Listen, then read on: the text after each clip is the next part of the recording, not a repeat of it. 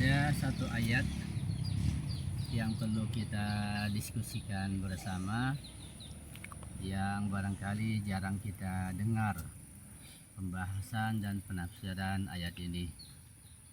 Kita coba mengupasnya pada kesempatan sore hari ini, dan mudah-mudahan ini bermanfaat buat kita semuanya. Amin. Sebagai pelajaran dalam kehidupan kita yang sementara ini. Ayatnya berbunyi, A'udzubillahi minasyaitonirrajim. Wa ma kana lil mu'minin ay yaqtula mu'minan illa khata'a. Artinya seorang mukmin itu tidak mungkin membunuh atau memerangi orang mukmin yang lain kecuali karena kesalahan. Ini ayat-ayat politik ini menyangkut masalah peperangan, ya, masalah hukum pidana. Dan ini ayat memang jarang dibahas oleh para ulama. Kita ngupas secara ringkas insyaallah berkaitan masalah peperangan yang terjadi sejak masa Rasulullah, setelah masa Rasulullah, apalagi sampai pada masa sekarang dan juga pada masa akan datang bisa terjadi. Wa maka lil mu'minin ay yaqtula mu'minan. Seorang mukmin kalau betul-betul mukmin tidak mungkin membunuh mukmin yang lain. Jangankan membunuh, menyakiti saja nggak mungkin. Sama-sama mukmin. Jangankan menyakiti, ya, menggibah saja atau menyinggung saja nggak berani, karena kehormatan orang mukmin lebih agung daripada Ka'bah. Dari sini kita melihat diri kita. Kalau kita menyakiti mukmin yang lain, bisa jadi kitanya belum mukmin tandanya. Ya. Kalau kita masih bisa atau masih berani menyinggung orang lain, menyakitinya, apalagi menggibahnya, apalagi menurunkan kehormatannya, mencemar misalnya kebaikannya, apalagi sampai membunuhnya, pasti kita belum mukmin atau seorang belum mukmin. Jadi menyakiti saja belum mukmin, apalagi kalau sampai membunuh. Begitu. Karena Allah mengatakan, wa ma kana lil mu'minin ay yaqtula mu'minan. Seorang mukmin yang hakiki, betul-betul mukmin, tidak mungkin akan membunuh mukmin yang lain. Illa khata'a, kecuali karena kesalahan. Misalnya ketika terjadi peperangan, ya, kan saling membunuh, ya, ya, dengan pedang atau dengan tembakan atau dengan apalah alat membunuh, alat pembunuh. Nah, ini seorang mukmin, dia menduga itu orang kafir atau musuh, ya dia bunuh. Nggak taunya mukmin, kan kesalahan. Kalau itu dimaaf. Yang tidak dimaaf kalau sengaja sudah tahu itu mukmin, dibunuh atau disakiti atau dizalimi, dianiaya, luar biasa besarnya dosa orang tersebut. Tapi membunuh orang mukmin kalaupun karena kesalahan, bukan karena sengaja, ada diyahnya, ada dendanya, ada kafarahnya. Karena kata Allah, wa man qatala mu'minan khata'an, seorang mukmin yang membunuh mukmin yang lain karena kesalahan, enggak sengaja, fatahriru raqabatin mu'minah, maka dia wajib membebaskan seorang budak yang mukminah. Di zaman Nabi ada budak. Wadiyatun wasalamatun ila ahli, dan ada dia, ada denda berupa uang yang diserahkan kepada ahli waris yang dibunuh itu. Jadi kalau kita melihat pada masa lampau ketika terjadi peperangan antara kaum muslimin dan mukminin, kita lihat berarti ada pihak yang salah di situ. Karena ketika betul-betul seorang mukmin sengaja membunuh mukmin yang lain dalam peperangan, maka berat sekali dosanya. Dilihat siapa yang memulai. Mungkin di masa Nabi belum tergambar mukmin membunuh mukmin yang lain. Sekelompok mukminin memerangi mukmin yang lain belum tergambar.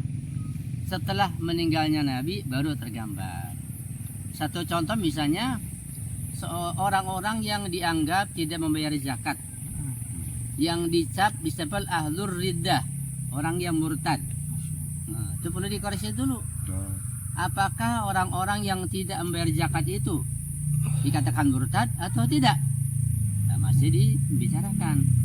Kalau dikatakan murtad, apakah harus dibunuh?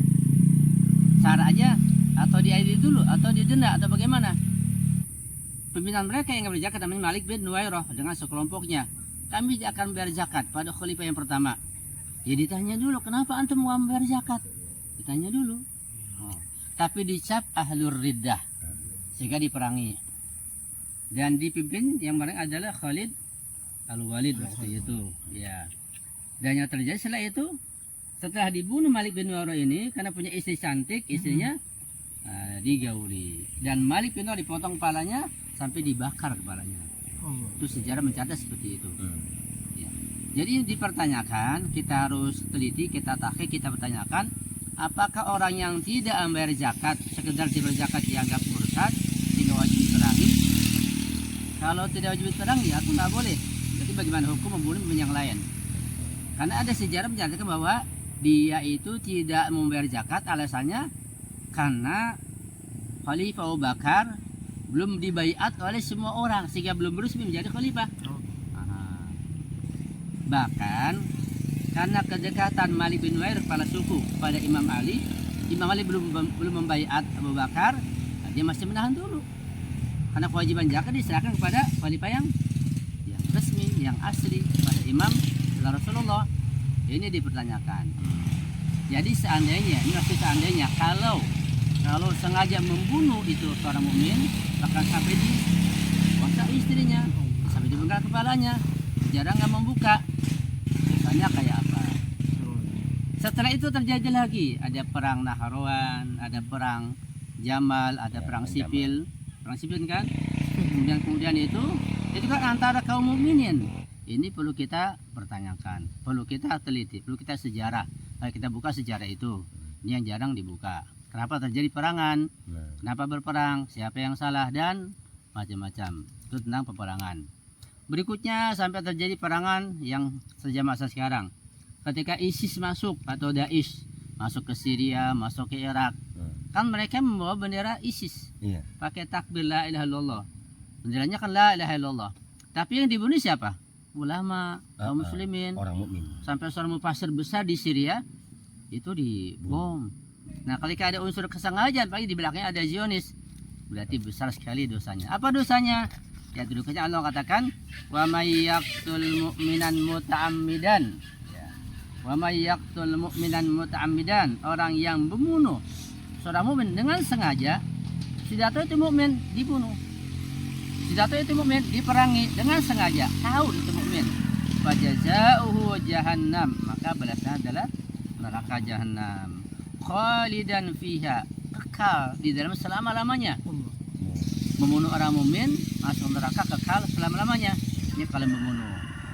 Ketika tidak membunuh, ya dosanya di bawahnya. Kalau hanya menyakiti saja dengan cara apa, misalnya dengan cara lewat lisan, menyebarkan keburukannya, atau macam-macam cara, ini pun sangat besar dosanya. Kalau sampai membunuhnya, fajazaohu jahannam, balasan neraka jahanam, khalidan fiha, kekal abadi di dalam neraka itu. Apalagi wa ghadiballahu alaihi, Allah akan memarahi, murka kepada si pembunuh itu. Walaupun pembunuhnya mukmin, tapi yang dimukmin juga Allah akan murka, dia akan kekal di neraka selama-lamanya. Karena ketika membunuh dia sudah bukan mukmin lagi, keluar dari keimanannya kalau dengan sengaja, dengan pengetahuan dan kesadaran. 2, di neraka jahanam kekal selama-lamanya, Allah murka kepadanya. Ketiga, wala'anahu wa'adda lahu 'adzaban 'azima, Allah juga mengutuknya, melaknatnya. Apalagi wa'adda lahu 'adzaban 'azima, dan Allah menyiapkan, menyediakan 'adzaban 'azima, azab yang sangat agung, sangat besar, sangat pedih. Luar biasa. Nah, jadi singkatnya, kita ini harus berhati-hati terhadap sesama mukmin. Jadi jangankan kepada manusia, apalagi yang mukmin. Terhadap binatang kita nggak boleh menyakiti. Ada adabnya, ada caranya, cara menyembelihnya, cara menangkapnya, cara mengikatnya, ada adabnya, ada aturannya. Kalau dengan sengaja menyakitinya, bisa masuk neraka juga. Kan ada kisah seorang wanita, itu kucing dia ikat, tidak dikasih makan sampai mati, masuk neraka wanita itu. Kenapa wanita? Karena biasanya di dapur itu wanita, kan kucing biasa masuk ke dapur. Nah, kata Rasulullah, wanita yang mengalami hal itu. Dakhalat imra'atan nara fi hirratin rabatataha wa lam tut'imha ta'kulu min khashishil ard. wanita mengikat kucing nggak dikasih makan sampai mati, itu wanita masuk neraka. Sebaliknya wanita yang memberi makan, memberi minum anjing sekalipun binatang yang hina, karena anjing juga ya, dia kehausan, perlu dibantu, perlu ditolong, di wanita bisa masuk ahli surga. Itu binatang. Apakah khusus kucing? Enggak. Semua. Mau kucing, mau anjing, mau ayam, apalagi yang kambing, yang sapi, semua harus diperlakukan. Ada aturan dalam syariat, ada adabnya. Karena mereka pun bisa mengerti. Mereka punya syuur, punya perasaan. Betul nggak punya akal, tapi punya insting, punya syuur. Ngerti. Ya antum melototin kemarin dia paham. Antum melus dia paham. Anjing ngerti, bisa ngerti begitu. Itu binatang. Apalagi manusia, sekalipun orang kafir harus kita hormati. Tamu dia tadi kita hormati. Soal kondisi perang lain lagi, itu ada aturan juga, ada adab juga. Muslim apalagi, mukmin apalagi. Apalagi sama-sama berwilayah. Ya Allah, harus hati-hati, harus lembut, jangan saling gotong-gotokan, saling menggibah, saling menjatuhkan. Naudzubillah min dzalik. Harus berhati-hati. Oh ini kita pahami, kita terapkan dalam kehidupan kita ini, insya Allah kita akan sejahtera, aman, damai, saling menghargai, saling menghormati, saling tolong menolong, kan akan bahagia. Sama siapapun ya. Iya begitu. Itu yang kita bisa ambil dari ayat ini secara sekilas. Ya. Kalau ada pertanyaan.